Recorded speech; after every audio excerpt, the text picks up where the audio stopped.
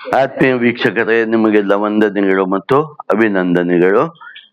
ಇಂದಿನ ಈ ವಿಡಿಯೋದಲ್ಲಿ ನಾನು ಭಗವತ್ಪಾದ ಶ್ರೀ ಶಂಕರಾಚಾರ್ಯರಿಂದ ರಚಿತವಾಗಿರುವ ವಾಕ್ಯವೃತ್ತಿ ಅನ್ನುವ ಗ್ರಂಥದ ಬಗ್ಗೆ ನಾವು ಸ್ವಲ್ಪ ಏನು ಅಂತ ತಿಳ್ಕೊಳ್ಳೋಣ.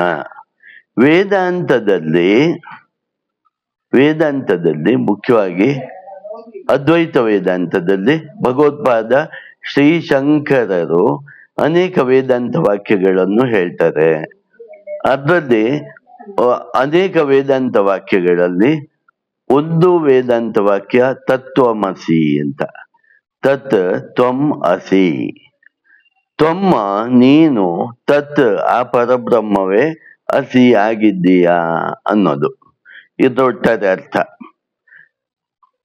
ಲಘು ವಾಕ್ಯವೃತ್ತಿ ಅನ್ನೋ ಪ್ರಕರಣ ಗ್ರಂಥದಲ್ಲಿ ಅಹಂ ಬ್ರಹ್ಮಾಸ್ಮಿ ಅಂತ ಶಿಷ್ಯ ತಿಳ್ಕೊಳ್ತಾನೆ ಅಂತ. ನಾವು ಸಾಮಾನ್ಯವಾಗಿ ಯೋಚನೆ ಮಾಡಿದಾಗ ಭಗವಂತ ಎಲ್ಲಿದ್ದಾನೆ ಅನ್ನೋ ಪ್ರಶ್ನೆಗೆ ಭಗವಂತ ಎಲ್ಲ ಕಡೆ ಇದ್ದಾನೆ ಅನ್ನೋದು ಆನ್ಸರ್ ಸಿಗತ್ತೆ. ಜಗತ್ತು ಅಂದ್ರೆ ಏನು ಅಂದ್ರೆ, ಜಗತ್ತು ಅಂದ್ರೆ ಭಗವಂತನೇ. ಒಬ್ಬ ಮನುಷ್ಯ, ಪ್ರಾಣಿ, ಪಕ್ಷಿ, ಗಿಡ, ಮರ, ಇರುವೆ ಇದೆಲ್ಲ ಏನು ಅಂದ್ರೆ ಇದು ಎಲ್ಲವೂ ಭಗವಂತನೇ. ಹಾಗಾದ್ರೆ ಭಗವಂತ ಅಂದ್ರೆ ಏನು? ಭಗವಂತನೇ. ಪರಬ್ರಹ್ಮ ಅಂದ್ರೆ ಏನು? ಭಗವಂತನೇ. ಎಲ್ಲವೂ ಭಗವಂತನೇ ಅಂದ್ರೆ ಪ್ರಾಬ್ಲಮ್ ಏನು ಅಂತ. ಈಗ ಎಲ್ಲವೂ ಭಗವಂತನೇ ಅಂದ್ರೆ ಏನಾದ್ರು ಡಿಫರೆನ್ಸ್ ಇದೆಯಾ? ಎಲ್ಲವೂ ಭಗವಂತನೇ ಅಂದ ಮೇಲೆ ಡಿಫರೆನ್ಸ್ ಏನಿದೆ ಅಂದರೆ, ಡಿಫರೆನ್ಸ್ ಪ್ಯೂರಿಟಿಯಲ್ಲಿ ಇದೆ. ಎಲ್ಲವೂ ಭಗವಂತನೇ. ಯಾಕಂದರೆ ಎಲ್ಲವೂ ಆತ್ಮತತ್ವದಿಂದಲೇ ಇದೆಲ್ಲ ಬಂದಿದೆ. ಮೊದಲು ಜಗತ್ತಿನ ಸೃಷ್ಟಿಗಿಂತ ಮೊದಲು ಏನಿತ್ತು ಅಂದ್ರೆ ಆತ್ಮತತ್ವ, ಪರಬ್ರಹ್ಮ ತತ್ವ ಅಂತ ಇತ್ತು. ತತ್ವ ಅಂತ ಓದಿತ್ತು, ಮತ್ತೇನು ಇರಲಿಲ್ಲ. ಆ ಪರಬ್ರಹ್ಮ ತತ್ವದಿಂದ ಜಗತ್ತು ಉಂಟಾಯಿತು. ಜಗತ್ತುಂಟಾದ ನಂತರ ಜೀವರಾಶಿಗಳು ಉಂಟಾದವು. ಇದನ್ನು ನೋಡ್ಕೊಳ್ಳಿಕ್ಕೆ ಭಗವಂತ ಒಂದು ರೂಪವನ್ನು ತೆಗೆದು ಬಂದ. ಅವನನ್ನು ಈಶ್ವರ ಅಂತ ನಾವು ಕರಿತೇವೆ. ಬಂದಿದ್ದು ಎಲ್ಲಿಂದ? ಎಲ್ಲವೂ ಬಂದಿದ್ದು ಪರಬ್ರಹ್ಮ ತತ್ವದಿಂದಲೇ. ಉದಾಹರಣೆಗೆ ಒಬ್ಳು ತಾಯಿ ಇರ್ತಾಳೆ. ಆ ತಾಯಿಗೆ 4 ಜನ ಮಕ್ಕಳಿರ್ತಾರೆ. 4 ಜನ ಮಕ್ಕಳು ಒಂದೇ ತರ ಇರ್ತಾರ? ಇರಲ್ಲ. ಬಂದಿದ್ದು ಈ 4 ಜನ ಮಕ್ಕಳು ಬಂದಿದ್ದು ಆ ತಾಯಿಯಿಂದಲೇ ಬಂದಿರ್ತಾರೆ. ಒಬ್ಬ ಮಹಾತ್ಮ ಆಗಿರ್ತಾನೆ, ಒಬ್ಬ ಸಾಮಾನ್ಯ ಜೀವನ ನಡೆಸೋನಾಗಿರ್ತಾನೆ, ಇನ್ನೊಬ್ಬ ಕಳ್ಳ ಆಗಿರ್ಬಹುದು. ಆದ್ರೆ ಮೂಲವಾಗಿ ಬಂದಿದ್ದು ಆ ತಾಯಿಯಿಂದಲೇ. ಈಗ ನಾವು ಹೇಳುವಾಗ ಏನ್ ಹೇಳ್ತೇವೆ? ಇವರೆಲ್ಲ ಅದೇ ತಾಯಿಯ ಮಕ್ಕಳು ಅಂತ ಹೇಳ್ತೇವೆ. ಅದೇ ತರ ಈ ಜಗತ್ತು ಬಂದಿದ್ದು ಪರಬ್ರಹ್ಮ ತತ್ವದಿಂದಲೇ. ನಾವು ಜೀವರು ಬಂದಿದ್ದು ಪರಬ್ರಹ್ಮ ತತ್ವದಿಂದಲೇ. ಮತ್ತು ಈಶ್ವರ ಅಂತ ಅಂದ್ರೆ ಸಗುಣ ರೂಪಿ ಅಂದ್ರೆ ರೂಪ, ರಾಮ ಅವತಾರ, ಕೃಷ್ಣ ಅವತಾರ, ವಾಮನ ಅವತಾರ, ಈ ಎಲ್ಲ ನರಸಿಂಹ ಅವತಾರ, ಇವೆಲ್ಲ ರೂಪಗಳನ್ನು ಧರಿಸಿ ಬಂದವನು ಸಹ ಭಗವಂತನೇ, ಪರಬ್ರಹ್ಮ ತತ್ವವೇ. ಇದು ನಮ್ಗೆ ಮೊದಲು ಗೊತ್ತಾಗ್ಬೇಕು. ಹಾಗಾದ್ರೆ ಅದಕ್ಕೆ ಅಣು ರೇಣು ತೃಣ ಕಾಷ್ಟ ಪರಿಪೂರ್ಣ ಗೋವಿಂದ ಅಂತ ಹೇಳಿದ್ದು. ಇಲ್ಲಿ ಗೋವಿಂದ ಅಂದರೆ ಪರಬ್ರಹ್ಮ ತತ್ವ ಅಂತ. ಈ ಪರಬ್ರಹ್ಮ ತತ್ವ ಅತ್ಯಂತ ಪ್ಯೂರ್ ಆಗಿರೋದು. ಪರಬ್ರಹ್ಮ ತತ್ವ ಅಥವಾ ಆತ್ಮ ಅಂತ ನಾವು ಯಾವುದನ್ನು ಕರಿತೇವೆ ಅದು ಅತ್ಯಂತ ಪ್ಯೂರ್ ಆಗಿರೋದನ್ನು ನಾವು ಪರಬ್ರಹ್ಮ ತತ್ವ ಇಲ್ಲ ಆತ್ಮ ಅಂತ ಕರೆಯೋದು. ಮತ್ತೆ ಕಲ್ಮಶ ಸ್ವಲ್ಪ ನಾವು ಜೀವರು, ನಮ್ಮನ್ನು ನಾವು ಜೀವಾತ್ಮ ಅಂತ ಕರಿತೇವೆ, ಜೀವಾತ್ಮ. ಆದರೆ ನಾವು ಆ ಪರಬ್ರಹ್ಮದಷ್ಟು ಪ್ಯೂರ್ ಅಲ್ಲ. ಈಗ ಪ್ಯೂರ್ ಮಾಡ್ಕೊಳ್ಲಿಕ್ಕೆ ಆಗತ್ತೋ ಅಂದರೆ ಆಗತ್ತೆ ಅಂತ. ಪ್ಯೂರ್ ಮಾಡ್ಕೊಳ್ಲಿಕ್ಕೆ ಆಗತ್ತೋ ಅಂದ್ರೆ ಆಗತ್ತೆ. ಕಲ್ಮಶವನ್ನು ತೆಗೆದರೆ, ನಮ್ಮಲ್ಲಿರುವ ಕಲ್ಮಶವನ್ನು ತೆಗೆದಾಗ ನಾವು ಪ್ಯೂರ್ ಆಗ್ತೇವೆ ಅಂತ. ಹಾಗಾದ್ರೆ ನಾವು ಜೀವಭಾವಕ್ಕೆ ಬಂದಾಗ, ಜೀವಾತ್ಮರಾಗಿದ್ದಾಗ ನಮ್ಮಲ್ಲಿ ಅನೇಕ ಕಲ್ಮಶಗಳು ಇರುತ್ತವೆ. ಯಾವುದು? ಯಾವ ಕಾಮ, ಕ್ರೋಧ, ಲೋಭ, ಮೋಹ, ಮದ, ಮತ್ಸರ ಮುಂತಾದ ಕಲ್ಮಶಗಳು ಇರ್ತವೆ. ಆಮೇಲೆ ಯಾಕೆ ಇದಿರ್ತವೆ? ತಮೋಗುಣ, ರಜೋಗುಣ, ಸಾತ್ವಿಕ ಗುಣಗಳಿಂದಾಗಿ ಈ ಕಲ್ಮಶಗಳು ನಮ್ಮಲ್ಲಿ ಉಂಟಾಗುತ್ತವೆ. ಈಗ ಈ ಕಲ್ಮಶಗಳನ್ನು ತೆಗೆದರೆ ನಾವೇ ಪರಬ್ರಹ್ಮ ಸ್ವರೂಪಿಗಳಾಗುತ್ತೇವೆ. ಹಾಗಾಗಿ ಇಲ್ಲಿ ಸಾಧನೆ ಏನು ಅಂದರೆ ನಮ್ಮ ಕಲ್ಮಶಗಳನ್ನು ತೆಗೆಯುವುದೇ ಸಾಧನೆ. ನಮ್ಮಲ್ಲಿ ಒಂದು ಜೀವಾತ್ಮ ಅಂತ ನಾನು ತಗೊಂಡಾಗ ನನ್ನಲ್ಲಿ ಕರ್ತೃತ್ವ ಮತ್ತು ಭೋಕ್ತೃತ್ವ ಇರುತ್ತೆ. ಹಾಗಂದ್ರೆ ಏನು? ನಾನು ಮಾಡುವವನು, ಫಲವು ನನಗೇ ಸಿಗ್ಬೇಕು ಅಂತ. ಈ ಕೆಲಸ ಮಾಡೋನು ನಾನೇ, ಆ ಫಲವು ನನ್ಗೇ ಸಿಗ್ಬೇಕು, ಹೀಗೆ ನೋಡಿ ನನ್ಗೇ ಸಿಗ್ಬೇಕು ಅಂದ್ರೆ ಆಸೆ ಆಗೋಯ್ತು, ತೃಷ್ಣೆ ಆಗೋಯ್ತು. ಅತಿಯಾದ ಈ ಆಸೆಯಲ್ಲಿ ಅತಿ ಆಸೆಯನ್ನು ತೃಷ್ಣೆ ಅಂತ ಸಂಸ್ಕೃತದಲ್ಲಿ ಹೇಳ್ತಾರೆ. ಇದನ್ನು ಕಳೆದುಕೊಂಡು ಸ್ವಲ್ಪ ಸ್ವಲ್ಪ ಸ್ವಲ್ಪ ಸ್ವಲ್ಪ ಸ್ವಲ್ಪ ಸ್ವಲ್ಪ ಕಳೆದುಕೊಂಡು ಅನೇಕ ಜನ್ಮದ ನಂತರ ಆ ಜೀವನಿಗೆ ನಾನು ಪ್ಯೂರ್ ಆದ ಪರಬ್ರಹ್ಮ ತತ್ವ ನಾನೇ, ನಾನು ಜೀವಾತ್ಮ ಅಲ್ಲ, ನಾನು ಪರಮಾತ್ಮ ಅಂತ ಗೊತ್ತಾಗತ್ತೆ. ಯಾವಾಗ ಗೊತ್ತಾಗತ್ತೆ? ಎಲ್ಲವರಿಗೂ ಗೊತ್ತಾಗತ್ತಾ? ಎಲ್ಲವರಿಗೂ ಗೊತ್ತಾಗತ್ತೆ. ಯಾವಾಗ ಗೊತ್ತಾಗತ್ತೆ? ಆ ಪ್ಯೂರಿಟಿಯನ್ನು ಹೊಂದಿದಾಗ ಗೊತ್ತಾಗತ್ತೆ. ಆ ಪ್ಯೂರಿಟಿಯನ್ನು ಹೊಂದೋದು ಹೇಗೆ? ಅನೇಕ ಆಧ್ಯಾತ್ಮಿಕ ಸಾಧನೆಗಳಿಂದ ನಾವು ಆ ಪ್ಯೂರಿಟಿಯನ್ನು ಹೊಂದುತ್ತೇವೆ. ಫಸ್ಟ್ ಚಿತ್ತಶುದ್ಧಿಯನ್ನು ಮಾಡ್ಕೊಳ್ಬೇಕಾಗತ್ತೆ. ಚಿತ್ತಶುದ್ಧಿಗೆ ಮಾಡ್ಲಿಕ್ಕೆ ನಾವು ಏನ್ ಮಾಡ್ತೇವೆ? ಪೂಜೆ ಮಾಡ್ತೇವೆ, ಪ್ರಾರ್ಥನೆ ಮಾಡ್ತೇವೆ, ಭಜನೆ ಮಾಡ್ತೇವೆ, ಪ್ರಾಣಾಯಾಮ ಮಾಡ್ತೇವೆ, ಆಮೇಲೆ ಶ್ರವಣ ಮನನ ನಿಧಿಧ್ಯಾಸನ ಮಾಡ್ತೇವೆ. ಒಂದು ಹಂತವಾಗಿ ನಾವು ನಮ್ಮ ಇಂಪ್ಯೂರಿಟೀಸ್ ಅನ್ನು ತೆಗೆದು ಹಾಕ್ತಾ ನಮ್ಗೆ ಕೊನೆಯ ಜನ್ಮಗಳಲ್ಲಿ ಇದು ಗೊತ್ತಾಗತ್ತೆ ಅನ್ನೋದು ಮುಖ್ಯವಾದ ಒಂದು ಸಿದ್ಧಾಂತ. ಆದ್ರೆ ಎಲ್ಲದಕ್ಕೂ ಕ್ವಾಲಿಫೈ ಆಗಿರೋಲ್ಲ. ಏನಾಗತ್ತೆ ಅಂದ್ರೆ ಇಂಪ್ಯೂರಿಟಿ ಜಾಸ್ತಿ ಇದ್ದ ವ್ಯಕ್ತಿಗೆ ಮೇಲಿನ ಹಂತದ ಸಾಧನೆಗಳು ಮಾಡ್ಲಿಕ್ಕಾಗೋದಿಲ್ಲ. ನೋಡಿ, ಅದಕ್ಕೆ ಎಲ್ಲಿಂದ ಶುರು ಆಗತ್ತೆ? ಪೂಜೆ ಮಾಡಪ್ಪ ಫಸ್ಟ್. ನಾವು ಮನೆಯಲ್ಲಿ ಏನ್ ಹೇಳ್ತೇವೆ? ನಾವು ಮಕ್ಕಳಿಗೆ ಅಥವಾ ನಮ್ಗೆ ಫಸ್ಟ್ ಒಂದು ದೇವ್ರ ಮುಂದೆ ನಿಲ್ಲೋದೊಂದು ಅಭ್ಯಾಸ ಮಾಡ್ಕೋ, ಅಟ್ಲೀಸ್ಟ್ ಒಂದು ಊದ್ಕಡ್ಡಿ ಏನಾದ್ರು ದೇವರಿಗೆ ತೋರಿಸೋ ಅಭ್ಯಾಸ ಮಾಡ್ಕೋ ಅಂತ ಬೆಳಗ್ಗೆದ್ದು ಹೇಳ್ತೇವೆ. ಆಮೇಲೆ ಒಂದ್ ಸ್ವಲ್ಪ ಯೋಗಾಸನ ಮಾಡು ಅಂತ ಹೇಳ್ತೇವೆ. ಸೊ ಅದು ಸಹ ಒಂದು ಹಂತನೆ. ಅದಾದ್ಮೇಲೆ ನಾವು ದೇವಸ್ಥಾನಕ್ಕೆ ಹೋಗು ಅಂತ ಹೇಳ್ತೇವೆ. ಪ್ರಾರ್ಥನೆ ಮಾಡು, ದೇವರಲ್ಲಿ ಪ್ರಾರ್ಥನೆ ಮಾಡು. ಇದು ಸರ್ವೇ ಸಾಮಾನ್ಯವಾಗಿ ಹೇಳುವಂತ ವಿಷಯ. ಎಲ್ಲ ಮನೆಗಳಲ್ಲೂ ನಾವು ಇದು ಹೇಳುವ ವಿಷಯ. ನೆಕ್ಸ್ಟ್ ನಾವು ಈ ಸ್ವಲ್ಪ ಮುಂದೆ ಬಂದವ್ರಿಗೆ ಏನ್ ಹೇಳ್ತೇವೆ? ಒಂದು ಜಪ ಮಾಡು. ಅದಕ್ಕೆ ಬ್ರಾಹ್ಮಿನ್ಸ್ ಅಲ್ಲಿ ಮತ್ತು ವೈಶ್ಯರಲ್ಲಿ ಮುಂತಾದವರಲ್ಲಿ ಏನ್ ಮಾಡ್ತಾರೆ? 8 ವರ್ಷ ಆದ ಕೂಡಲೇ ಉಪನಯನ ಮಾಡ್ತಾರೆ. ಗಾಯತ್ರಿ ಮಂತ್ರ ಜಪ ಮಾಡ್ಬೇಕು, ಓಂ ನಮೋ ನಾರಾಯಣಾಯ ಜಪ ಮಾಡ್ಬೇಕು, ಓಂ ನಮ ಶಿವಾಯ ಜಪ ಮಾಡ್ಬೇಕು ಅಂತ ಜಪ ಸಾಧನೆಯನ್ನು ಹೇಳ್ಕೊಡ್ತೇವೆ. ಸೊ ಹಾಗಾಗಿ ನೆಕ್ಸ್ಟ್ ಹಂತ ಏನು ಅಂದ್ರೆ ಜಪ ಸಾಧನೆ. ಸೊ ನಾಮಸ್ಮರಣೆಯನ್ನು ಹೇಳ್ಕೊಡ್ತೇವೆ. ಅದಾದ ಮೇಲೆ ಏನ್ ಹೇಳ್ತೇವೆ? ಧ್ಯಾನ ಮಾಡಪ್ಪ, ಸ್ವಲ್ಪ ಧ್ಯಾನ ಮಾಡು ಅಂತ ಹೇಳ್ತೇವೆ. ಸೊ ಈ ಜಪ ಸಾಧನೆಗೆ ಬರೋರದ್ದೇ ತುಂಬಾ ಕಡಿಮೆ. ಅಲ್ಲಿಗೆ ಅದ್ರ ಹಿಂದೆನೆ ಸ್ಟಾಪ್ ಆಗ್ತಾರೆ. ಅಲ್ಲಿಂದ ಮುಂದೆ ಹೋದವರು ಸ್ವಲ್ಪ ಮೇಲ್ಮಟ್ಟದವರು ಅಂತ. ಯಾವುದು? ಜಪ ಸಾಧನೆ, ಆಮೇಲೆ ಧ್ಯಾನ ಸಾಧನೆ, ಆಮೇಲೆ ಉಪಾಸನೆ, ಆಮೇಲೆ ಕೊನೆಗೆ ವೇದಾಂತ ಅಂತ. ಹೀಗೆ ಇದೆಲ್ಲ ನಾವು ಏನಕ್ಕೆ ಮಾಡುದು ಅಂದ್ರೆ ಕರ್ಮಯೋಗ ಮಾಡ್ತೇವೆ. ಏನಕ್ಕೆ? ಚಿತ್ತಶುದ್ಧಿಗಾಗಿ ನಾವು ಕರ್ಮಯೋಗ ಮಾಡ್ತೇವೆ. ಕರ್ಮ ಅಂದ್ರೆ ಕೆಲಸ ನಾವು ಎಲ್ಲರೂ ಮಾಡ್ತೇವೆ. ಆದ್ರೆ ಯಾವುದೇ ಕಾಮನೆ ಇಲ್ಲದೆ ಕೆಲಸ ಮಾಡಿದರೆ ಅದನ್ನು ಕರ್ಮಯೋಗ ಅಂತ ಹೇಳ್ತೇವೆ. ಅದರಿಂದ ಏನಾಗತ್ತೆ ಅಂದ್ರೆ ಅದರಿಂದ ನಮ್ಮ ಮನಸ್ಸು ಮತ್ತು ಬುದ್ಧಿ ಶುದ್ಧವಾಗತ್ತೆ. ಈಗ ಕನ್ನಡಿ ಮುಂದೆ ನಿಂತಾಗ ನಮ್ಮ ಪ್ರತಿಬಿಂಬ ಕಾಣ್ಬೇಕು ಅಂದ್ರೆ ಕನ್ನಡಿ ಶುದ್ಧವಾಗಿದ್ರೆ ಮಾತ್ರ ಕಾಣಿಸುತ್ತೆ. ಕನ್ನಡಿಯಲ್ಲೇ ತುಂಬಾ ಗಲೀಜಾಗಿದ್ರೆ ನಮ್ಮ ಪ್ರತಿಬಿಂಬ ಕಾಣಿಸಲ್ಲ. ಹಾಗೇನೆ ಭಗವಂತನ ಪ್ರತಿಬಿಂಬ ನಮ್ಮ ಅಂತಃಕರಣದಲ್ಲಿ ಸ್ಪಷ್ಟವಾಗಿ ಕಾಣಬೇಕಾದರೆ ಚಿತ್ತಶುದ್ಧಿ ಇರಬೇಕು. ಚಿತ್ತಶುದ್ಧಿ ಅಂದ್ರೇನು? ಮನಸ್ಸು ಮತ್ತು ಬುದ್ಧಿ ಮತ್ತು ಭಾವನೆ ಇವು ಶುದ್ಧವಾಗಿರ್ಬೇಕು ಅಂತ ವಿಷಯ. ಸೊ ಇದು ಶುದ್ಧವಾಗಿದ್ದಾಗ ಮಾತ್ರ ಮುಂದಿನ ಸಾಧನೆಗಳನ್ನು ಮುಂದಿನ ಹಂತಕ್ಕೆ ಹೋಗ್ಲಿಕ್ಕೆ ನಮ್ಗೆ ಆಗತ್ತೆ. ನೀವು ಜಪ ಮಾಡ್ಬೇಕು ಅಂದ್ರೆ ನಿಮ್ಮ ಮನಸ್ಸನ್ನು ಒಂದು ದೇವರ ಕಡೆಗೆ ನೆಡ್ಬೇಕಾಗತ್ತೆ. ನೆಡ್ಬೇಕು ಅಂದ್ರೆ ಅವಾಗ ಏನು, ಬೇರೆ ಯಾವ ಚಿಂತೆಯೂ ಬರಬಾರ್ದು, ಬೇರೆ ಯಾವ ಯೋಚನೆಯೂ ಬರಬಾರ್ದು.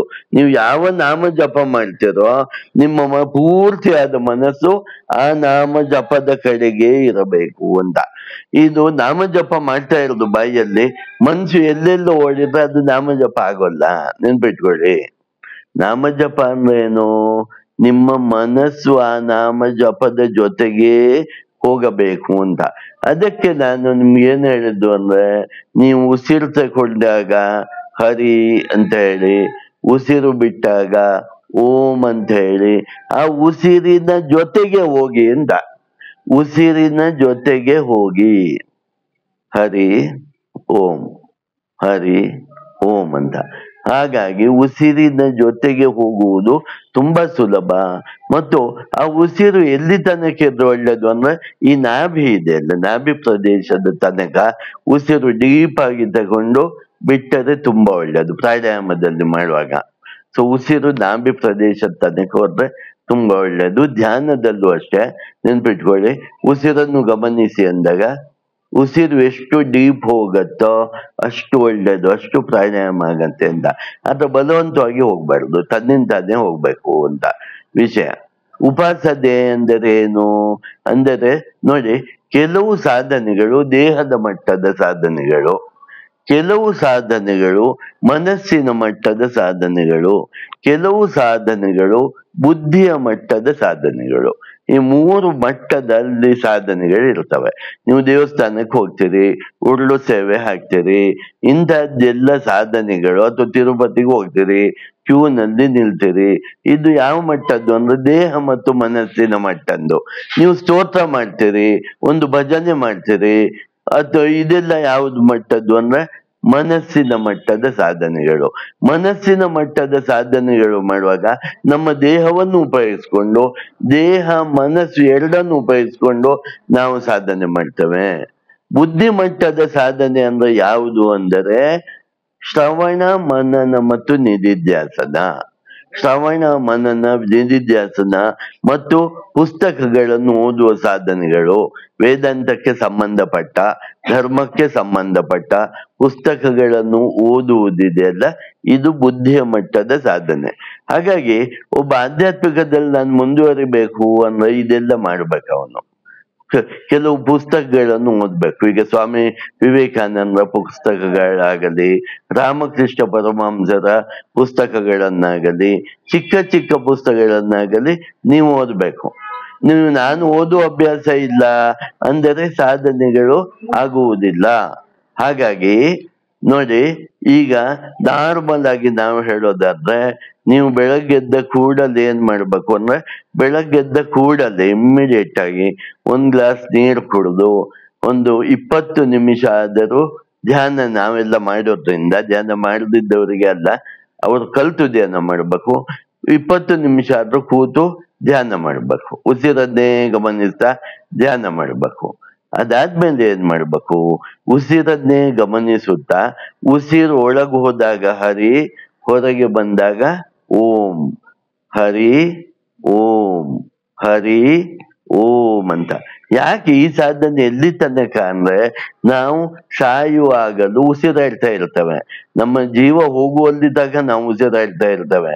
ಅದು ಅಭ್ಯಾಸ ಮಾಡ್ತಾ ಮಾಡ್ತಾ ಮಾಡ್ತಾ ಏನಾಗತ್ತೆ ಅಂದ್ರೆ, ಉಸಿರು ತಗೊಳ್ಳುವಾಗ ಹರಿ, ಬಿಡುವಾಗ ಓಂ ಅನ್ನೋದು ನಮ್ಮ ಬಾಯಿ ಬಿದ್ದು ಹೋದರು, ಕಣ್ಣು ಕಾಣಿಸದಿದ್ದರು, ಕಿವಿ ಕೇಳಿಸದೇ ಇದ್ದರು, ನಮ್ಮ ಉಸಿರು ಇರ್ತದೆ ನೋಡಿ, ಕೊನೆ ತನಕ ಇರೋದು ಯಾವುದು? ಉಸಿರು. ಉಸಿರಿನ ಜೊತೆಗೆ ನೀವು ನಾಮಸ್ಮರಣೆಯನ್ನು ಮಾಡಿದಾಗ ಹರಿ ಓಂ, ಹರಿ ಓಂ ಅಂತ ತನ್ನಿಂದಾನೆ ಆಗ್ತಾ ಹೋಗತ್ತೆ. ಇದು ಅತ್ಯಂತ ಸುಲಭ ಸಾಧನೆ, ಅತ್ಯಂತ ಶ್ರೇಷ್ಠ ಸಾಧನೆ. ಯಾವಾಗ್ಲೂ ನೆನ್ಪಿಟ್ಕೊಳ್ಳಿ, ಯಾವುದು ಸುಲಭವೋ ಅದೇ ಶ್ರೇಷ್ಠವಾಗಿರುತ್ತೆ. ನಾವು ಕಷ್ಟಪಟ್ಟಿರೋದು ಶ್ರೇಷ್ಠ ಆಗಿರುತ್ತೆ. ಸೊ ಅದು ಸ್ಥೂಲವಾಗದ್ದು ಶ್ರೇಷ್ಠ ಅಲ್ಲ. ಇಲ್ಲ ಸರ್, ನಾನು ಮಾಡೋಲ್ಲ, ನಾನು ಒಂದು 10 ಗಂಟೆ ಹೋಗಿ ತಿರುಪತಿಯಲ್ಲಿ ಕ್ಯೂ ನಿಲ್ತೇನೆ ಅಂದ್ರೆ ನಿಲ್ಲಬಹುದು. ದಯವಿಟ್ಟು ಅರ್ಥ ಮಾಡ್ಕೊಳ್ಳಿ, ಆಧ್ಯಾತ್ಮಿಕದಲ್ಲಿ ಶ್ರೇಷ್ಠ ಸಾಧನೆ ಅಲ್ಲ. ಯಾಕಂದ್ರೆ ಅದು ದೈಹಿಕ ಮಟ್ಟದ ಸಾಧನೆ. ದೈಹಿಕ ಮಟ್ಟದ ಸಾಧನೆ ಶ್ರೇಷ್ಠವಾದ ಸಾಧನೆಗಳಲ್ಲ. ಆಧ್ಯಾತ್ಮಿಕದಲ್ಲಿ ನೋಡಿದಾಗ ಮಾನಸಿಕ ಮತ್ತು ಬುದ್ಧಿ ಮಟ್ಟದ ಸಾಧನೆಗಳು ಶ್ರೇಷ್ಠ ಸಾಧನೆಗಳು ಅಂತ ಕರೆಯಲ್ಪಡುತ್ತವೆ. ಹಾಗಾಗಿ ನಾವು ಬೆಳಗ್ಗೆದ್ದ ಕೂಡಲೇ ಏನ್ ಮಾಡ್ಬೇಕು ಅಂದ್ರೆ, ಫಸ್ಟ್ ಬೆಳಗ್ಗೆದ್ದು 1 ಗ್ಲಾಸ್ ನೀರು ಕುಡಿದು ಮಿನಿಮಮ್ 20 ನಿಮಿಷ ಉಸಿರನ್ನು ಗಮನಿಸುತ್ತಾ ಧ್ಯಾನ ಮಾಡಬೇಕು. ನೆಕ್ಸ್ಟ್ 10 ನಿಮಿಷ ಉಸಿರಿನ ಜೊತೆಗೆ ನಾಮಸ್ಮರಣೆಯನ್ನು ಮಾಡ್ತಾ ಧ್ಯಾನ ಮಾಡಬೇಕು. ಒಟ್ಟಾರೆ ಅರ್ಧ ಗಂಟೆ ಧ್ಯಾನ ಇದು ನೀವು ಬೆಳಗ್ಗೆದ್ದು ಮಾಡಬೇಕು. ಆಮೇಲೆ ಇದನ್ನು ಸಾಯಂಕಾಲವೂ ಸಾಧ್ಯ ಆದ್ರೆ ಮಾಡಿದ್ರೆ ಒಳ್ಳೇದು. ಆಮೇಲೆ ಸಾಯಂಕಾಲ ಲಲಿತಾ ಸಹಸ್ರನಾಮ ಪಠಣ ಮಾಡುದು ಒಳ್ಳೇದು. ಬೆಳಗ್ಗೆ ವಿಷ್ಣು ಸಹಸ್ರನಾಮ ಪಠಣ ಮಾಡುದು ಒಳ್ಳೇದು. ನೀವು ಹಾಗೆ ನೆಕ್ಸ್ಟ್ ಪ್ರಾರ್ಥನೆ ಸ್ತೋತ್ರಗಳು ಮಾಡುದಾದ್ರೆ ಬೆಳಗ್ಗೆ ವಿಷ್ಣು ಸಹಸ್ರನಾಮ, ಸಾಯಂಕಾಲ ಲಲಿತಾ ಸಹಸ್ರನಾಮ ಮಾಡೋದು ಒಳ್ಳೇದು. ಆ ಟೈಮ್ ಸಿಕ್ಕಿಲ್ಲ ಅಂದ್ರೆ ಯಾವಾಗ ಬೇಕಾ ಮಾಡ್ಬೋದು. ನಾಮಸ್ಮರಣೆ ನಮ್ಮ ಉಸಿರಿನ ಜೊತೆಗೆ ನಿರಂತರವಾಗಿ ಆಗ್ತಾನೇ ಇರಬೇಕು. ಭಜನೆ ಮಾಡೋದಾದ್ರೆ ಸಾಯಂಕಾಲ ಭಜನೆ ಮಾಡೋದು ಒಳ್ಳೇದು. ದೇವ್ರ ಮುಂದೆ ಕೂತು ಸಾಯಂಕಾಲ ಭಜನೆ ಮಾಡೋದು ಯಾವಾಗ್ಲೂ ಒಳ್ಳೇದು. ಆಮೇಲೆ ಸ್ವಲ್ಪ ಬುಕ್ಸ್ ಅನ್ನು ಓದೋದು ತುಂಬಾ ಒಳ್ಳೇದು. ಯಾಕಂದ್ರೆ ಅದು ಬುದ್ಧಿಯಲ್ಲಿ ದೃಢವಾಗ್ಬೇಕು. ನಮ್ಮ ಯಾವುದೇ ಜ್ಞಾನವು ದೇಹದ ಮಟ್ಟಕ್ಕೆ ಬಂದ್ರು ನಿಲ್ಲೋಲ್ಲ, ಮನಸ್ಸಿನ ಮಟ್ಟಕ್ಕೆ ಬಂದ್ರು ನಿಲ್ಲೋಲ್ಲ, ಮರ್ತೋಗತ್ತೆ. ಬುದ್ಧಿಯ ಮಟ್ಟಕ್ಕೆ ನಿಂತರೆ ಆ ಜ್ಞಾನವು ನಿರಂತರವಾಗಿರುತ್ತೆ. ಯಾಕೆ ಅದಕ್ಕೆ ಪುಸ್ತಕಗಳನ್ನು ಓದುವ ಅಭ್ಯಾಸವನ್ನು ಸ್ವಲ್ಪ ಆದ್ರೂ ಇಟ್ಕೊಳ್ಬೇಕು. ಒಂದು ಅರ್ಧ ಗಂಟೆ ಪುಸ್ತಕವನ್ನು ಓದುವ ಒಂದು ಅಭ್ಯಾಸವನ್ನಾದರೂ ಇಟ್ಟುಕೊಳ್ಳಬೇಕು. ಇದರಿಂದ ಎಲ್ಲ ಏನಾಗತ್ತೆ ಅಂದ್ರೆ ನಿಮ್ಗೆ ಚಿತ್ತಶುದ್ಧಿ ಆಗತ್ತೆ. ಚಿತ್ತಶುದ್ಧಿ ಆಗತ್ತೆ ಅಂದ್ರೆ ಅರ್ಥ ಏನು? ನೀವು ಯಾವ ಕನ್ನಡಿ ಎದುರಿನಲ್ಲಿ ನಿಂತಾಗ ಕನ್ನಡಿಯನ್ನು ಕ್ಲೀನ್ ಆದ್ರೆ ನಿಮ್ಮ ಪ್ರತಿಬಿಂಬ ಹೇಗೆ ಕಾಣ್ದತ್ತೋ, ಚಿತ್ತಶುದ್ಧಿ ಆದಾಗ ಭಗವಂತನ ಸಾನ್ನಿಧ್ಯ ನಮ್ಮಲ್ಲಿರೋದು ನಮ್ಗೆ ಸ್ಪಷ್ಟವಾಗಿ ಗೊತ್ತಾಗತ್ತೆ. ಹಾಗಾಗಿ ಭಗವತ್ಪಾದ ಶಂಕರರು ವಾಕ್ಯ ವೃತ್ತಿಯಲ್ಲಿ ಏನ್ ಹೇಳ್ತಾರೆ ಅಂದ್ರೆ, ತತ್ ತ್ವಮಸಿ, ತ್ವಂ ನೀನು, ತತ್ ಆ ಪರಬ್ರಹ್ಮವೇ ಆಗಿದ್ದೀಯಾ. ಆದರೆ ನಿಂಗೆ ಗೊತ್ತಿಲ್ಲ. ಪ್ರಾಬ್ಲಮ್ ಏನು ಅಂದ್ರೆ ನಿಂಗೆ ಗೊತ್ತಿಲ್ಲ. ಗೊತ್ತಾದ್ಮೇಲೆ ಏನಾಗತ್ತೆ? ಗೊತ್ತಾಯ್ತು. ಗೊತ್ತಾದ್ಮೇಲೆ ಏನಾಗತ್ತೆ ಅಂದ್ರೆ ಈ ಜಗತ್ತು ಪರಬ್ರಹ್ಮವೇ. ಈ ಜೀವ ಜಗತ್ತು, ಈ ಜೀವಗಳು ಯಾವ ಜೀವಗಳಿವೆಯೋ, ವೃಕ್ಷ ಇರ್ಬೋದು, ಹಕ್ಕಿ ಇರ್ಬೋದು, ಪ್ರಾಣಿ ಇರ್ಬೋದು, ಮನುಷ್ಯ ಇರ್ಬೋದು, ಎಲ್ಲವೂ ಪರಬ್ರಹ್ಮವೇ. ಈ ಜಗತ್ತು ಪರಬ್ರಹ್ಮವೇ. ಇಲ್ಲಿ ಪರಬ್ರಹ್ಮವನ್ನು ಹೊರತು ಯಾವುದೂ ಇಲ್ಲ. ಆಗ ಬರೋದನ್ನು ನಾವು ಪ್ರೇಮ ಅಂತ ಹೇಳೋದು. ದಯವಿಟ್ಟು ಅರ್ಥ ಮಾಡ್ಕೊಳ್ಳಿ. ಪ್ರೀತಿ ಮತ್ತು ಪ್ರೇಮಕ್ಕೆ ವ್ಯತ್ಯಾಸ ಇದೆ. ಪ್ರೇಮ ಅನ್ನೋದು ಭಗವಂತನ ಆರಾಧನೆ ಅತ್ಯುನ್ನತ ಸ್ಥಿತಿಯನ್ನು ಪ್ರೇಮ ಅಂತ ಹೇಳ್ತಾರೆ. ನಾವು ಸಾಮಾನ್ಯವಾಗಿ ಏನು ಇಂಗ್ಲಿಷ್ ಅಲ್ಲಿ ಒಂದೇ ಪದವನ್ನು ಉಪಯೋಗಿಸ್ತೇವೆ, ಲವ್ ಅಂತ. ಲವ್, ಅನ್ಕಂಡೀಷನಲ್ ಲವ್ ಇದ್ರೆ ಅದನ್ನು ಪ್ರೇಮ ಅಂತಾರೆ. ಅಲ್ಲಿಗೂ ಸರಿಯಾದ ಮೀನಿಂಗ್ ಸಿಗೋಲ್ಲ ನಿಮ್ಗೆ. ಯಾಕಂದ್ರೆ ಪ್ರೇಮ ಅಂದ್ರೆ ಏನು? ನೀವು ಎಲ್ಲವರನ್ನು ಈಕ್ವಲ್ ಆಗಿ ಪ್ರೀತಿಸುವ ಹಂತವನ್ನು ಪ್ರೇಮ ಅಂತ ಹೇಳೋದು. ನಾವು ಹಾಗೆ ಎಲ್ಲಿ ಮಾಡ್ತೇವೆ? ನಮ್ಮ ಮಕ್ಕಳನ್ನು ಜಾಸ್ತಿ ಪ್ರೀತಿಸ್ತೇವೆ, ಇಲ್ಲ ನಮ್ಮ ಅಪ್ಪ ಅಮ್ಮನ್ನು ಜಾಸ್ತಿ ಪ್ರೀತಿಸ್ತೇವೆ, ಇಲ್ಲ ಗಂಡನ್ನು ಪ್ರೀತಿಸ್ತೇವೆ, ಇಲ್ಲ ಹೆಂಡತಿಯನ್ನು ಜಾಸ್ತಿ ಪ್ರೀತಿಸ್ತೇವೆ. ನಮ್ಮಲ್ಲಿ ಪ್ರೀತಿಯಲ್ಲಿ ತಾರತಮ್ಯವಿದೆ. ಅದು ಪ್ರೇಮ ಅಲ್ಲ. ಪ್ರೀತಿಯಲ್ಲಿ ತಾರತಮ್ಯವಿಲ್ಲದೆ ಎಲ್ಲವರಲ್ಲೂ ಎಲ್ಲರೂ ಭಗವಂತನ ಸ್ವರೂಪವೇ ಅಂದಾಗ ಪ್ರೀತಿಯಲ್ಲಿ ತಾರತಮ್ಯವಿಲ್ಲದೆ ಇರುವ ಸ್ಥಿತಿಯನ್ನು ಪ್ರೇಮ ಅಂತ ಹೇಳೋದು. ಅಲ್ಲಿ ಆ ಸ್ಥಿತಿಯನ್ನು ತಲುಪಿದಾಗ ನಿಮ್ಗೆ ನಾಯಿ ಮರಿಯನ್ನು ಎತ್ಕೊಂಡು ಮುದ್ದಾಡಿದಾಗ್ಲೂ ಮುದ್ದಾಡೋಣ ಅನ್ಸತ್ತೆ. ಯಾಕಂದ್ರೆ ಅದಕ್ಕೂ ನನ್ನ ಮಕ್ಕಳಿಗೂ ಭಾರಿ ವ್ಯತ್ಯಾಸ ಇಲ್ಲ. ವ್ಯತ್ಯಾಸ ಇರೋದು ದೇಹದಲ್ಲಿ ಮಾತ್ರ. ವ್ಯತ್ಯಾಸ ಇರೋದು ದೇಹದಲ್ಲಿ ಮಾತ್ರ. ಆತ್ಮಸ್ಥಿತಿಯಲ್ಲಿ ವ್ಯತ್ಯಾಸ ಯಾವುದೂ ಇಲ್ಲ. ಅದು ಒಂದು ಜೀವ, ಇದು ಒಂದು ಜೀವ. ಹಾಗಾಗಿ ಹಿಂದಿನವರು ಪ್ರಕೃತಿಯಿಂದ ಶುರು ಮಾಡಿದ್ರು. ಏನ್ ಮಾಡಿದ್ರು?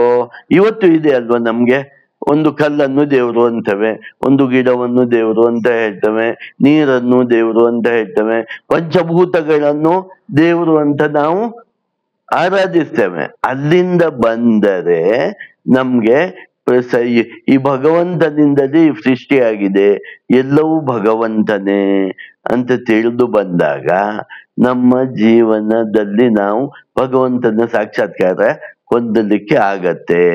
ಹಾಗಾಗಿ ಈ ತತ್ವಮಸಿ ಅನ್ನೋ ವಾಕ್ಯದಿಂದ ನಾವು ಎಲ್ಲಿಗೆ ಬರ್ಬೇಕು ಅಂದ್ರೆ ಅಹಂ ಬ್ರಹ್ಮಾಸ್ಮಿ.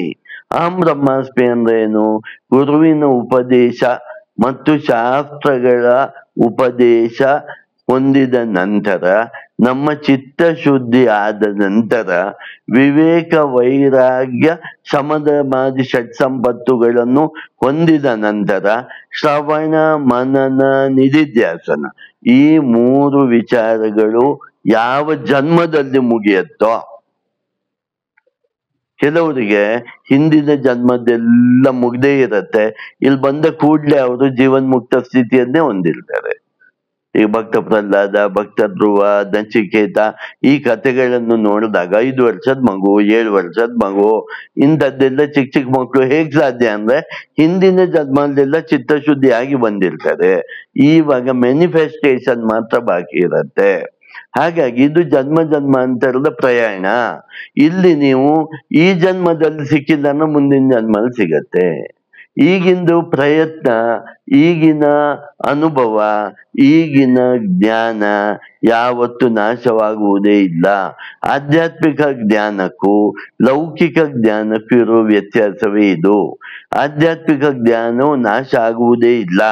ನಮ್ಮ ಮನಸ್ಸು, ನಮ್ಮ ಸೂಕ್ಷ್ಮ ಶರೀರದ ಜೊತೆಗೆ, ನಮ್ಮ ಅಂತಃಕರಣದ ಜೊತೆಗೆ ನಮ್ಮ ಜ್ಞಾನವು ಹಾಗೆ ಹೋಗ್ತಾ ಇರುತ್ತೆ. ಆದ್ರೆ ಲೌಕಿಕ ಜ್ಞಾನ ಹಾಗೆ ಹೋಗುವುದಿಲ್ಲ. ಅಲ್ಪ ಸ್ವಲ್ಪ ಏನಾದ್ರು ಹೋಗ್ಬೋದು ಬುದ್ಧಿವಂತಿಕೆ, ವ್ಯಾವಹಾರಿಕ ಬುದ್ಧಿವಂತಿಕೆ. 3 ಸತ್ಯ ಇದೆ. ಒಂದು ವ್ಯಾವಹಾರಿಕ ಸತ್ಯ, ಒಂದು ಪ್ರಾತಿಭಾಸಿಕ ಸತ್ಯ, ಇನ್ನೊಂದು ಪಾರಮಾರ್ಥಿಕ ಸತ್ಯ. 3 ರೀತಿಯ ಸತ್ಯಗಳು.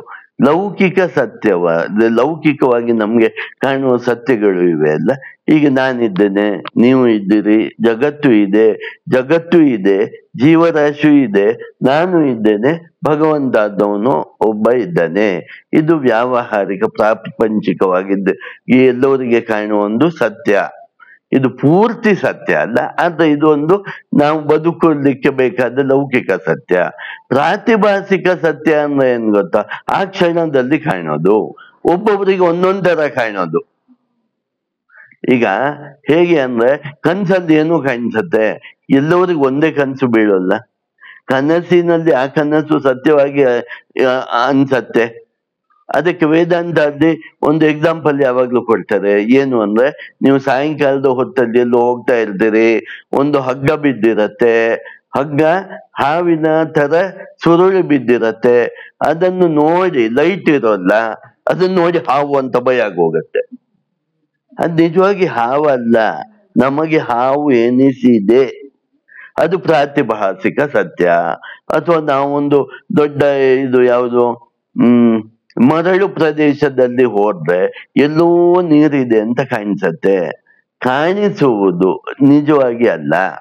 ಕಾರಲ್ಲಿ ಹೋದಾಗ್ಲೂ ಅಷ್ಟೇ, ನೀವು ಬಿಸಿಲಲ್ಲಿ ಕಾರಲ್ಲಿ ಹೋದ್ರೆ ಒಂದೇ ತರ ರೋಡ್ ಇದ್ರೆ ದೂರದಲ್ಲಿ ಏನೋ ಒಂಥರ ನೀರು ಇದ್ದ ಹಾಗೆ ಕಾಣಿಸತ್ತೆ ಆ ಬಿಸಿಲಿಗೆ ಅಲ್ವಾ. ಆ ಬಿಸಿಲಿಗೆ ಕಾಣಿಸತ್ತೆ, ನಿಜವಾಗಿ ನೀರಿಲ್ಲ. ಅಂತೆ ಕಾಣಿಸುವುದು ಪ್ರಾತಿಭಾಸಿಕ. ಆ ವ್ಯಕ್ತಿಗೆ ಮಾತ್ರ ಕಾಣಿಸೋದು, ಆ ಸಮಯದಲ್ಲಿ ಮಾತ್ರ ಕಾಣಿಸೋದು, ಅದು ನಿಜವಾಗಿರುವುದಿಲ್ಲ. ಇದನ್ನು ಪ್ರಾತಿಭಾಸಿಕ ಸತ್ಯ ಅಂತ ಹೇಳ್ತಾರೆ.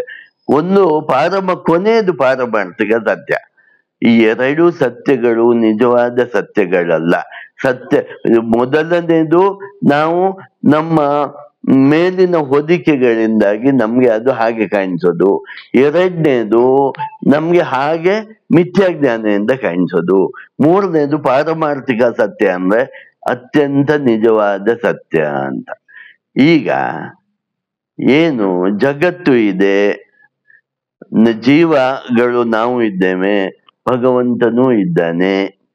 ಇದು ದ್ವೈತ ವೇದಾಂತದಲ್ಲಿ ಹೇಳುವಂಥದ್ದು. ಇದು ಪೂರ್ತಿ ಸುಳ್ಳೇನು ಅಲ್ಲ, ನಿಜಾನೇ.